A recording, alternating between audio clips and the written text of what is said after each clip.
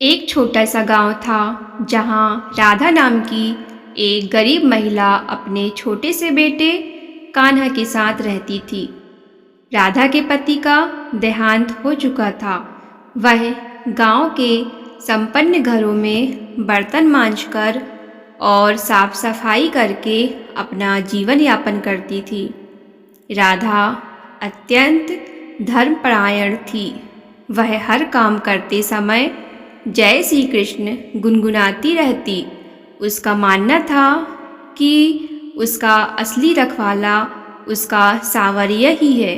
वह रोज अपने कान्हा को खिलाने से पहले भगवान की छोटी सी तस्वीर के सामने भोग लगाती, चाहे वह सिर्फ एक रोटी ही क्यों न हो। गांव का जमींदार बहुत निर्दयी था।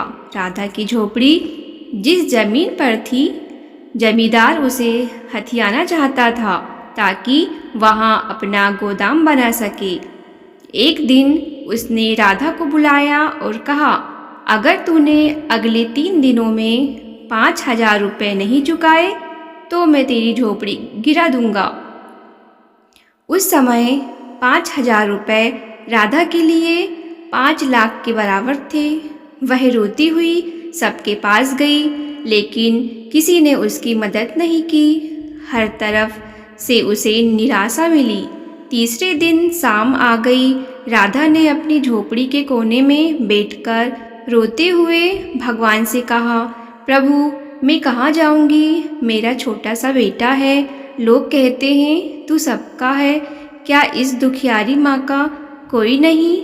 अगर आज तूने रास्ता नहीं दिखाया तो मैं और मेरा बच्चा बेघर हो जाएंगे।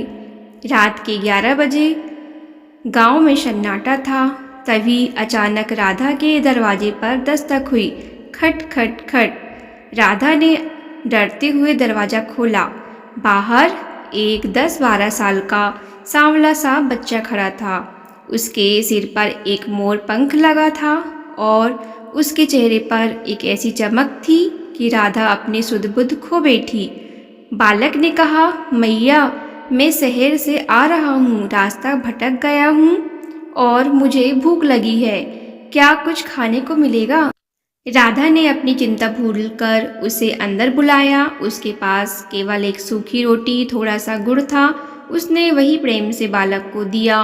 बालक ने बड़े चाव से खाया और जाते समय एक छोटी सी पोटली राधा के हाथ में थमा दी। राधा ने कहा, बेटा, यह क्या है? बालक मुस्कुराया और बोला, मैया, यह तेरे विश्वास की कमाई है। और वह अंधेरे में कहीं गायब हो गया। राधा ने कांपते हाथों से पोटली खोली।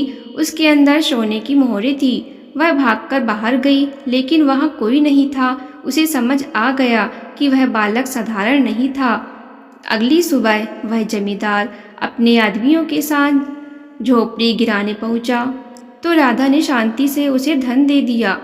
जमींदार हैरान रह गया, लेकिन असली चमत्कार तो तब हुआ जब जमींदार ने वह सोना हाथ में लिया। उसे सोने की मोहरे पर द्वारिकाधीश लिखाई दिया। जैसे ही जमींदार ने उन मोहरे को देखा, उसकी आंखों की रोशनी धुंधली होने लगी। उसे एक आवाज़ सुनाई दी, जो मेरे भक्त को सताएगा वह मेरा क्रोध पाएगा। जमींदार डर के मारे राधा के पैरों पर गिर पड़ा और उसने न केवल उसकी ज़मीन छोड़ दी, बल्कि उसे और भी सहारा देने का वचन दिया। राधा समझ गई कि उसके सांवरिया ने स्वयं आकर उसकी लाज बचाई है। उसने वह सारा धन गांव के कल्याण और गरीबों के लिए समर्पित कर दिया और खुद अपनी छोटी सी झोपड़ी में प्रभु के भजन गाती हुई सुख से रहने लगी। औरत की शक्ति उसकी सहनशीलता में है और उसका सबसे बड़ा हथियार उसका ईश्वर पर विश्वास है। जब दुनिया हाथ छोड़ देती